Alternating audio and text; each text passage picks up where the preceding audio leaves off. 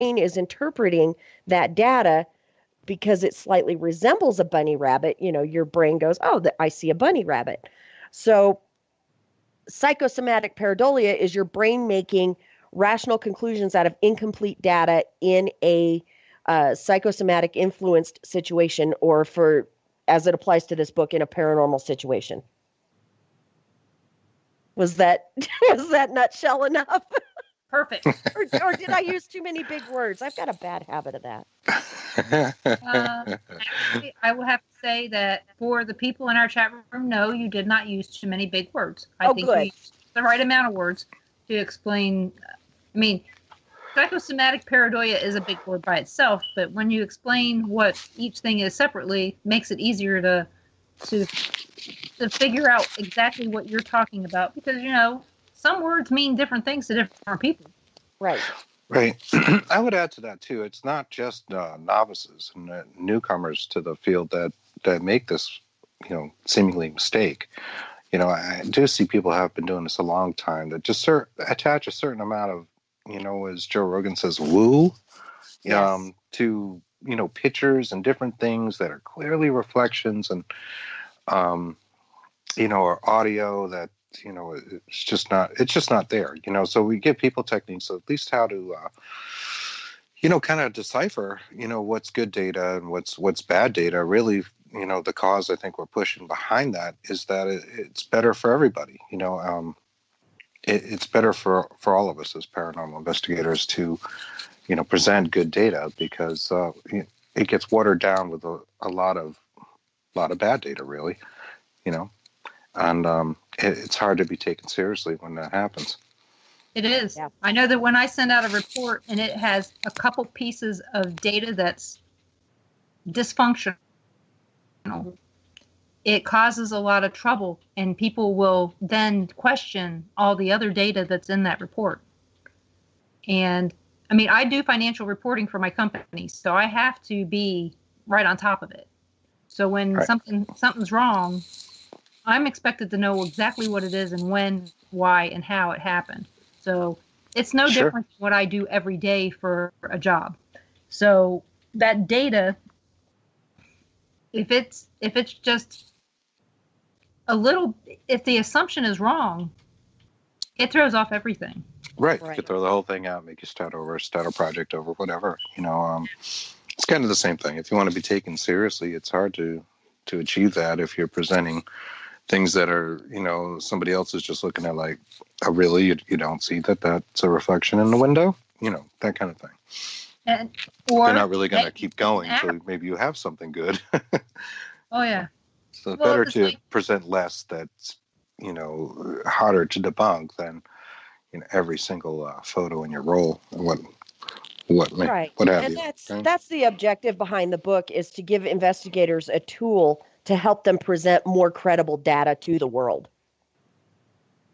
Right, yep. Credible being a key word there. Mm-hmm. It just reminds me of the Arizona News when they put on, hey, we got this, it was around Halloween time, they put out this picture of this kid spirit in the hospital, and it was from one of those camera apps on a cell phone. And they put it out there. And every one of us out there that knows that this is from one of those apps are sitting there going, no, how in the heck why did you do that? Yeah, please don't do that. And you've got people out there going, it's real, oh my goodness, it's real. And another thing in there, it looked like there was a spirit dog in there, but it was a reflection of the trash can on the shiny floor. And I'm sitting there going, here is the little girl that's in the app on the phone, in this app. Look at this. I don't know how many people I had to tell this to, and there were still people out there that go, nope, it's real. It's okay. Yeah, it's a real fake. We'll have to go with it was fake news, and it just very, very much so frustrated me. Right. But when we back from this break, we're going to talk some more about some of the chapters in the book so that you guys can get a feel of this book, but you guys need to really check it out. So we're going to take a 3-minute break. You're listening to WBHM Digital Broadcasting out of Birmingham, Alabama. And you guys go out there and get yourself a score check. You need to come back because I know you're paying attention to the national championship, but you need to come back to Paranormal Pride. See you in a couple minutes.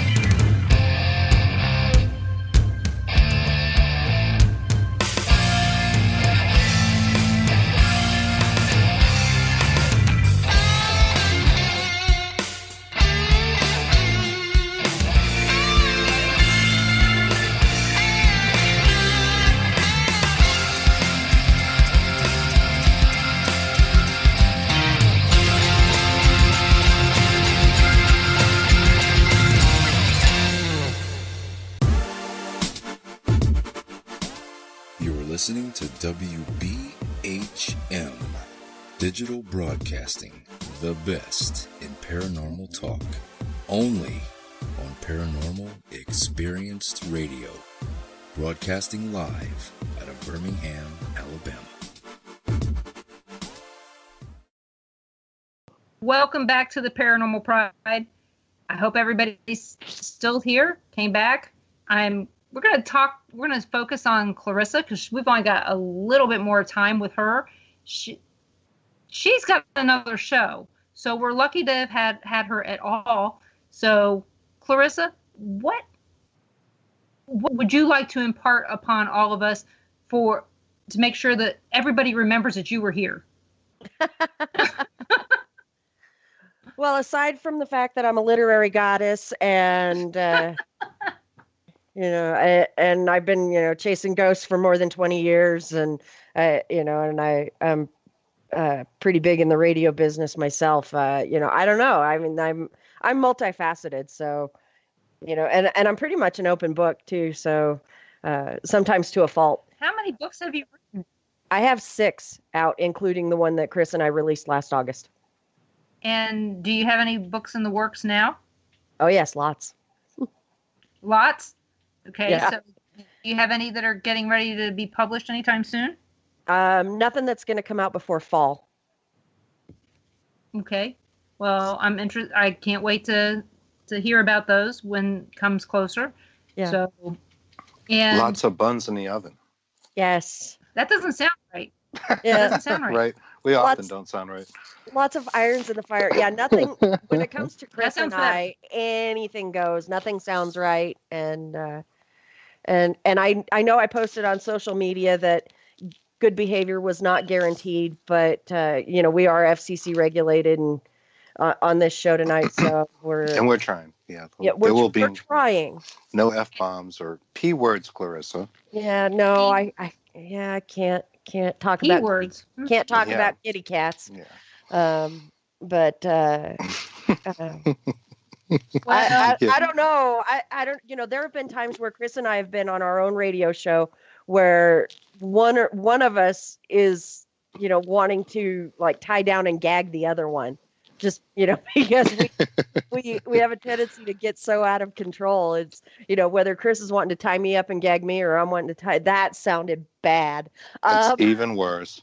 And that's how it goes. So how does that work from tends to roll Colorado right to in the Massachusetts? gutter. Do you see the spirit to do that for you? You gotta have a lot of Well, rope. we had a show on something like that. We did a show on ghost sex or spectrophilia. Spectrophilia. That was pretty interesting. I think it's probably gotten the most views. Well, on of course, YouTube. because people are very interested in that ever since Ghostbusters, and Dan Aykroyd, portraying that on Ghostbusters. Right. Dan Aykroyd, sure. Of course, you've also got Kat had a guest on recently, and all of a sudden I just went completely blank. Gavin had Gavin on her show, and he was talking about his book about ghost sex. So Gavin? Yeah, Gavin. She'll put it in the chat. Yeah, Gavin from London. He was, or England. Like I said, all of a sudden I can't remember his last name. And Gavin, the ghost sex guy. Yeah. We haven't talked to Gavin, but we did talk to a great lady. Her name is Seraphine Hurley, and she claims to have had a carnal encounter with a spectral entity. A really good one, apparently. Yeah, she says it was the best she's ever had. So. Oh, well. Yeah, we tried to get to the bottom of that. Yeah. We didn't have any, unfortunately, we didn't have any kind of paranormal equipment set up at the time to debunk it, but we'll take her at her word. It sounded pretty interesting for sure. How many spirits has she had sex with to compare? Just the one, apparently. Just the one, yeah. Unlike some of the people we've seen in the news where, they've had several and they're cheating on each other, and one got married and is now getting a divorce from a ghost, I think. And there's the one in Australia that can't wait to marry her spectral fiance and start having babies. And whether or not those babies will be living or whether they'll be spirits, she doesn't know yet. But she can't wait to marry that ghost and start having his babies. She's pretty convinced, yeah. Well, you know what? I guess when your baby starts to urinate on everything, you won't be able to see it, so it's not going to make much sense. Right. I wonder how that works. No diaper duty. Vision of like sawdust in a fan. There's I don't know. And how about daycare? There's all kinds of things that you think about and you go, okay, or medication. What happens if you accidentally drop it? Yeah. If you accidentally drop it, is it going to die? Or is it going to come back to life? Right. Or is it going to go through the floor? Right. And keep falling? Right. So, yeah, I have no idea, but these. Are these you are hungry? Let me put on my digital recorder. Right. Yeah. Listen back. Oh, are you crying? I don't know. See, there are so many questions I have here that would take me down a road where I think the person would want to talk to me because I don't know if I could take that interview serious. Now, the one when Kat had her interview with Gavin, the stuff that he was saying made sense. I understood it and I believed it. But some of the other stuff I've read, I'm like, I can't believe it. I don't know. But well, hitting a little closer to home, and going back to the SLS camera, a good friend and colleague of ours, Jax, who we mentioned earlier in the show, was conducting an investigation in Maine, where there were reports of sexual attacks from an unseen entity, and the SLS camera actually captured him getting a lap dance. Woohoo! Right? So how do you tip on that? Yeah, I don't know. Cheap date, apparently. Yeah. I don't know. So like I said,